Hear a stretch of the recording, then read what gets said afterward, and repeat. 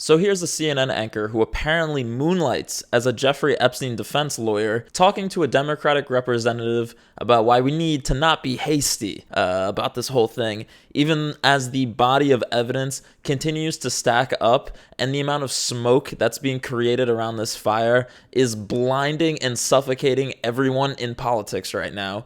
But again, let's take a look. I'll let you decide. Again, I do want to say we have no reason to think that he was in any way involved with that check itself. Also, no reason to think he's connected to any wrongdoing involving Jeffrey Epstein. You noted, you're a prosecutor, you're a lawyer here. There's this defamation. I would say we have lots of reasons to think he was involved in wrongdoing. I mean, at this point, there's a lot of smoke. There may be some fire, but I would just push back and say I think there's a lot of reason to think Donald Trump was involved. Involved with what? I'm sorry, what exactly, what proof do you have that he was involved with wrongdoing in regards to Jeffrey Epstein? And if that's the case, why have there been no prosecutions over 20 years here? Because there haven't really been any allegations that he was involved with wrongdoing. There are a lot of connections where Donald Trump was named, right? We had a 14-year-old claiming that she was raped by him, then withdrew that claim after she was apparently threatened. His name appears a lot, and again, we at this point, our job is to find justice for these survivors, and that means that we need to continue digging, knowing that there is a cover-up taking place right now. And I didn't say that we have proof. At this point, we have like a lot of smoke. But Donald Trump's name is clearly mentioned multiple times. We've seen him lie over and over about things that we now know to be true.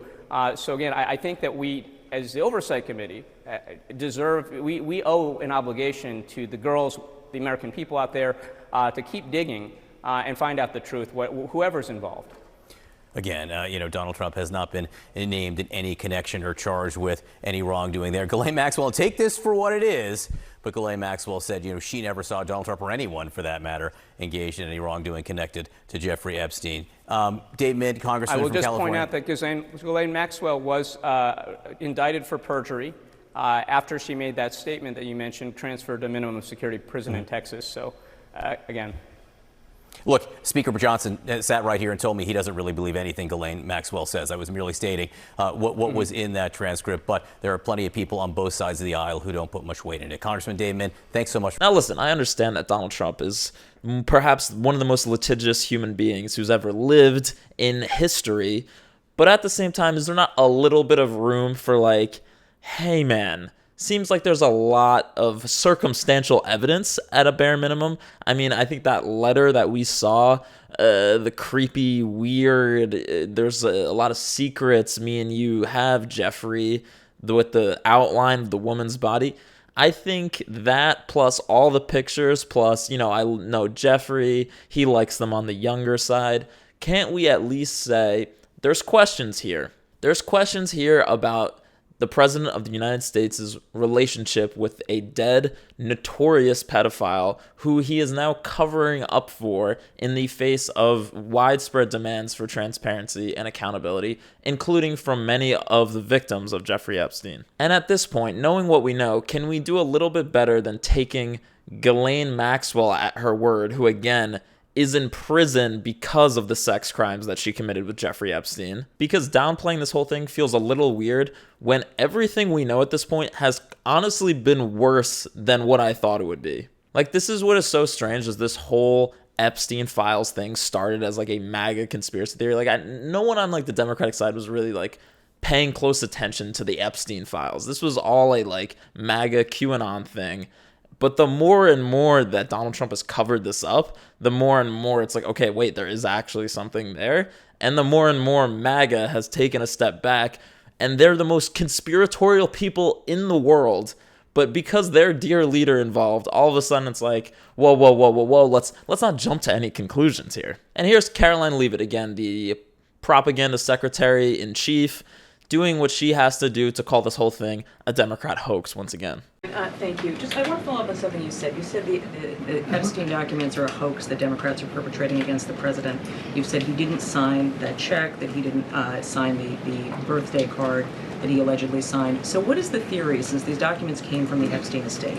Who is I guess in your view, faking these documents? I did not say the documents are a hoax. I said the entire narrative surrounding Jeffrey Epstein right now that is absorbing many of the liberal cable channels on television is a hoax that is being perpetuated by opportunistic Democrats like Ro Khanna and the others whom you saw on that press conference outside of Capitol Hill, who are trying to push this hoax against the President of the United States. What exactly is the hoax? I'm just trying to understand what's fake. What's fake is not the documents. The hoax then? is the Democrats pretending to care about victims of crime when they do not care about victims of crime, when they have done nothing to solve crimes, when they have done nothing to lock up child pedophiles and child rapists across the country, and when they are now using victims as political props to try and, again, smear the President of the United States and drag on this bad story about him. It is a distraction. The Democrats view this story as nothing more than an attempt to distract from the accomplishments and the achievements of this administration. And that is what we mean when we call it a hoax. If he didn't sign these, Yeah. Once again, the whole thing's a hoax. And my response, again, Caroline, if this whole thing's a hoax, why not just release the files? Get it all out there. If this thing is such a distraction and Democrats are a bunch of weak on crime losers who have nothing to stand on, then just get those files out there, clean your hands of it, and move on. But again, the problem is she thinks that we're morons, and nowhere is it clearer to see that belief more strongly than in their whole defense of the signature that was on that birthday card, which is the most Donald Trump looking signature I've ever seen in my life. But no, it's a forgery. That's not his signature. He never signed it. One of the other documents released by the House Oversight Committee contained a photo of Jeffrey Epstein holding an oversized check that was made out to him in the check from the president for $22,000 for a fully depreciated woman. I wondered if the president has any recollection of that, or what you guys make of that photo that was included in those documents. Did you see the signature on that check? It is not Donald Trump's signature. It is absolutely not. The president did not sign that check. But does he recognize the Jordan, woman? go ahead. Thank you, No. Caroline. Yeah, she just thinks we're morons. I mean, she definitely thinks MAGA's morons. She thinks the American people are morons, that someone who has access to Jeffrey Epstein's estate 22 years ago would make this forgery. Like, the whole thing is insane. And I liked how Representative Moskowitz laid out what you would essentially have to believe their story, that this whole thing was just a forgery. This morning, our close personal friend, Mr. Comer, said that he was not going to look into the letter or the doodle, the president's doodle. He's a decent doodler, by the way. So he wasn't going to look into whether the signature was a forgery, and I'm concerned about that. Because this is the President of the United States.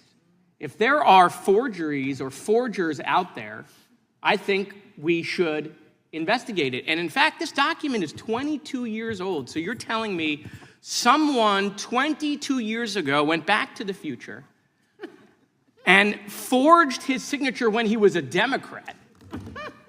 And somehow this person was Nostradamus, knew he would become a Republican, become president 22 years later. So listen, I submit to you that we can solve this problem for the American people. You don't have to take my word for it. You don't have to take our dear personal friend, Mr. Comer's word for it. Let's bring in a signature expert. You guys pick the witnesses. Bring in your signature experts, swear them under oath, and let's have the signature examined. Is it his or it is not his?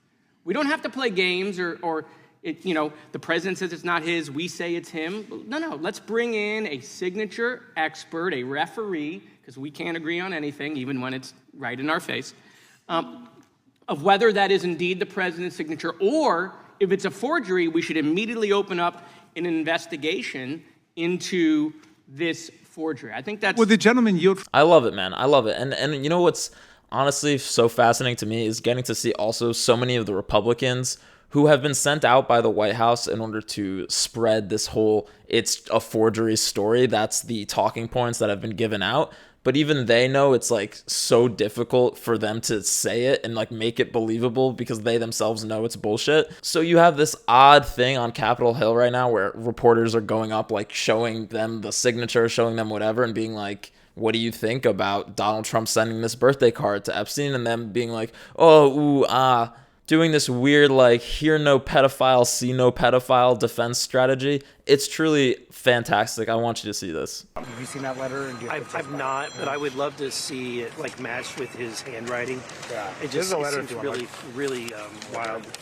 Yeah, I don't want to see that. I mean, anybody can do a signature. We've seen the auto pen's been used quite a bit with the Biden administration. So I've never known Trump to be much of an artist either. So I kind of draw that into question. There's a history of him drawing The stuff. thing is, it's been there for 4 years, and now it's just come out. I just don't buy So it. you think really someone might have just forged this somehow and sent this to the Epstein? Somehow it's so easy to do. I just don't buy any of it right now because we have a prior administration that's had a history of dishonesty, and they bring something like this out now. Why wouldn't they bring it out during the campaign? Well, clearly the birthday note from President Trump is a fallacy. It's just not true, and that's a leftist talking point. It's horrible. Ah, yes, it's a leftist talking point. It's not real. Can we get an auto pen in here? Can we get a signature verification? Go ahead, let's do it, right? Like, just as Moskowitz said, why don't we get in some handwriting experts and let's go through the motions, okay? If that's what needs to happen to get people on the same page here, let's do that. But we all know, even if you got 800 experts to come in and match this signature up, which again, it is clearly Donald Trump's signature, they would come up with another reason why it's bullshit. And once again, I want you to just imagine the Republican outcry that would have existed if they had like Barack Obama sending a birthday card to the most notorious pedophile in known history and as part of a birthday book, which as a reminder was far, far worse than frankly what anybody could have dreamed of. Here's the thing, guys, Donald Trump may be innocent, but that would make him the most guilty looking innocent person I think I've ever seen in my life. And perhaps that is the case, right? Perhaps there was no wrongdoing, as the CNN anchor so graciously put it. Hey, nobody's saying he did anything wrong, right? So maybe that's true. But you know what?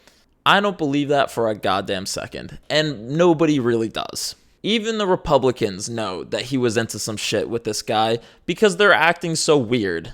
Because the people who were like tracking down Hunter Biden's laptop for like a year and who were tracking down even the most obscene, minute little details, who were putting together a Biden impeachment that went literally nowhere, now that they have what could only be described as like 16 different pieces of highly condemning evidence that the president of the United States was involved with a child sex trafficker, now all of a sudden they're like, oh, I take the president at his word. It's not even a matter of party at that point. How can the chairman of the House Oversight Committee, say that, yeah, I take the president at his word? I'm very much looking forward to a Democratic-led House Oversight Committee having the spine that James Comer and these Republicans don't. Because we have a president who lies for a living, and it's time to give both him and the American people a little dose of truth.